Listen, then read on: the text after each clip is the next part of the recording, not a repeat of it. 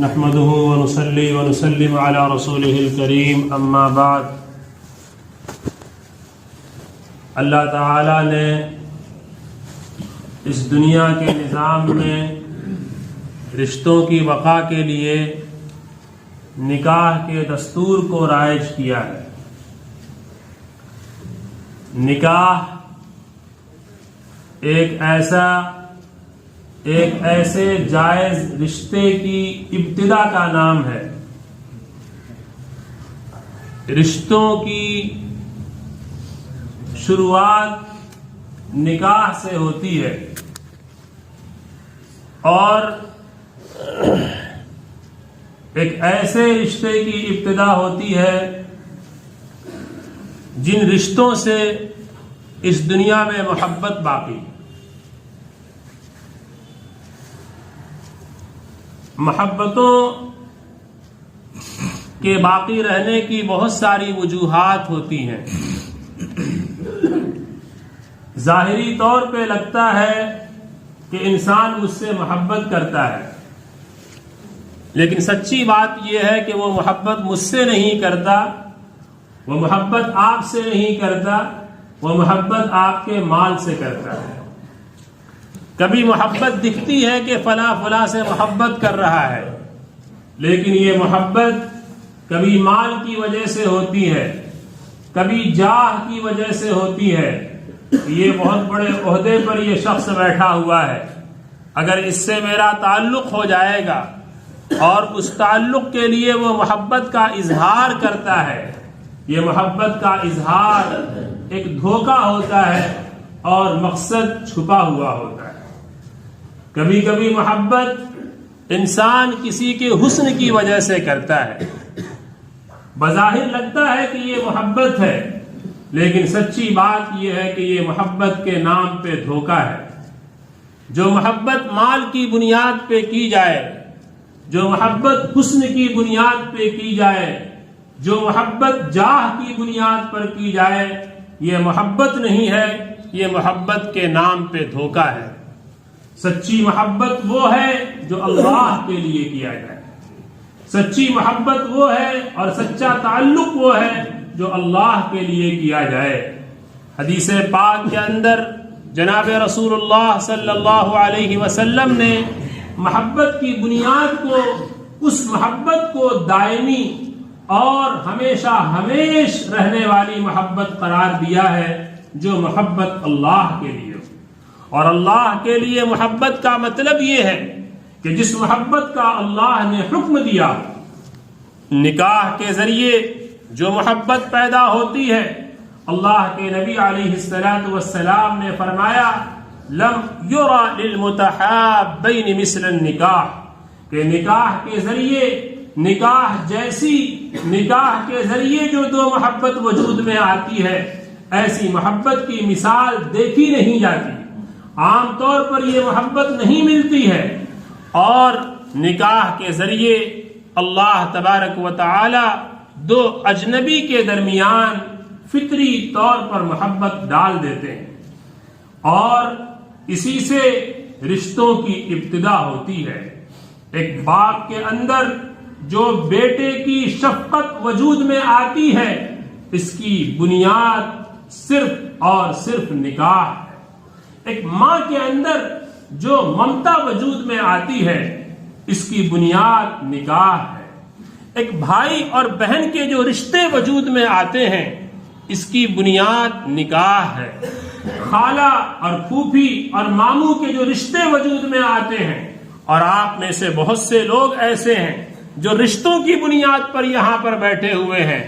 مانتا ہوں کہ اس میں بہت سے ایسے بھی ہوں گے جو آپ کے دوست ہوں گے، جو آپ کی مجلسوں اور محفلوں میں بیٹھنے والے ہوں گے، لیکن اس میں اکثریت ان لوگوں کی ہوگی جو رشتوں کی بنیاد پر یہاں پر آئے ہیں. اللہ تبارک و تعالی نے خطبہ نکاح میں جس آیت کے پڑھنے کی کا ہم مامور ہیں، اور جس آیت کریمہ کی تلاوت کی جاتی ہے، اس میں اللہ نے حکم دیا ہے وَاتَّقُوا اللَّهَ الَّذِي تَسَاءَلُونَ بِهِ وَالْأَرْحَامَ، اس اللہ کا لحاظ کرو جس کے نام پہ تم آپس میں قسمیں کھاتے ہو. اور لحاظ کرو رشتوں کا، قرابت داریوں کا۔ ان رشتوں کے جوڑنے کا حکم دیا گیا ہے، رشتوں کے توڑنے سے منع فرمایا گیا ہے۔ آج رشتے جوڑے جاتے ہیں اسٹیٹس کی بنیاد پر، یہ انتہائی غلط اور انتہائی ذلت والی حرکت ہے۔ رشتہ تو رشتہ ہے، یہ رشتہ ہم نے نہیں بنایا ہے، یہ رشتے اللہ کی طرف سے جوڑے گئے ہیں، یہ رشتے اللہ کی طرف سے بنائے گئے ہیں، اور یہ رشتے اللہ کی طرف سے جوڑے رکھنے کا حکم دیا گیا ہے۔ حدیث پاک کے اندر حکم دیا گیا، سل من قطعک، اے لوگو جو تم سے رشتہ توڑے اس سے تم رشتے جوڑو، واعف عمن ظلمک، جو تم پر زیادتی کرے اسے درگزر کرو، واحسن الی من اساء الیک، جو تمہارے ساتھ برائی سے پیش آئے تم اچھائی کے ساتھ پیش آؤ۔ اس کی پریکٹس اپنے رشتوں میں کرنا چاہیے، اس کا امپلیمنٹ ہمیں اپنے رشتوں کو باقی رکھنے میں کرنا چاہیے۔ آج رشتے معمولی چیزوں کی وجہ سے ٹوٹ جاتے ہیں، دوریاں بڑھ جاتی ہیں، ایک دوسرے کے پاس بیٹھنے کے لیے تیار نہیں ہوتے، اور حد یہ ہے کہ اگر کہیں سے کسی مشغولی کی بنا پر، خاص طور پر شادی بیاہ کے موقع پر یا ایسی بھیڑ بھاڑ کے موقع پر، لوگ اگر ایک دوسرے کے پاس دعوت نامہ لے کر پہنچے نہیں، اور اگر کہیں سے پہنچنے میں کوتاہی ہو گئی یا اگر کسی کا نام اس پہ لکھا نہیں ملا، تو لوگ ایسی چھوٹی چھوٹی چیزوں پہ ناراض ہو جاتے ہیں کہ مجھے نہیں پوچھا گیا، مجھ سے نہیں کہا گیا، میرا ذاتی طور پہ نام نہیں لیا گیا۔ آپ ایک گھر میں بہت سے لوگ ہیں، لوگ مشغول رہتے ہیں، جس گھر کی لڑکی ہوتی ہے یا جس گھر کا لڑکا ہوتا ہے، ایسے موقع پر آدمی بہت ساری ہم آہنگی میں لگا رہتا ہے۔ ایسے موقع پر اگر تھوڑی سی بھی کہیں سے انسان کے ذہن سے کوئی چیز اگر مس ہو جائے یا بھول جائے، لوگ اس کو پورا ہوا بنا لیتے ہیں اور رشتوں کے توڑنے کا ذریعہ بنا دیتے ہیں۔ میرے بزرگوں اور دوستوں، رشتے صرف اتنے وقت کے لیے نہیں ہیں، شادی بیاہ کے لیے نہیں رشتے ہیں، رشتے تو ہمیشہ کے لیے ہیں، ہمیشہ اس کو جوڑنے کا حکم دیا گیا ہے۔ نکاح کی بنیاد اگر نہ پڑے تو باپ کی شفقت نہ دیکھنے میں آئے، نکاح کی بنیاد نہ ہو تو ماں کی ممتا دیکھنے کو نہ ملے۔ نکاح کے ذریعے اللہ وہ محبت ڈالتے ہیں کہ ایک باپ پوری رات اپنے بچے کے لیے پریشان ہوتا ہے، ایک ماں بچے کے بلکنے پہ بلکتی ہے، بچے کے اٹھنے پہ اٹھتی ہے اور بچے کے سونے پہ سوتی ہے۔ بچہ آنکھ کھولتا ہے، ماں کی آنکھ کھل جاتی ہے، بچہ آنکھ بند کرتا ہے، سوتا ہے، ماں سوتی ہے، بچے کی نیند ماں کی نیند ہو جاتی ہے۔ لیکن آپ نے کبھی کسی ماں کو نہیں دیکھا ہوگا کہ وہ اپنی ان قربانیوں کو احسان کے طور پہ بیان کرے۔ یہ محبت ہے جو اللہ نے ڈالا ہے، یہ محبت ہے جو فطری طور پر اللہ کی طرف سے ڈالی گئی ہے۔ ایک بیٹا جوان ہو جاتا ہے اور جوان ہو کر اس کے بال سفید ہو جاتے ہیں، لیکن بوڑھی ماں اگر گھر میں ہوتی ہے تو اپنے 60 سال کے بچے کا بھی رات کے کھانے پہ انتظار کرتی ہے۔ یہ محبت کس نے ڈالی ہے اور کس کی طرف سے یہ محبت دلوں میں پیدا کی گئی ہے؟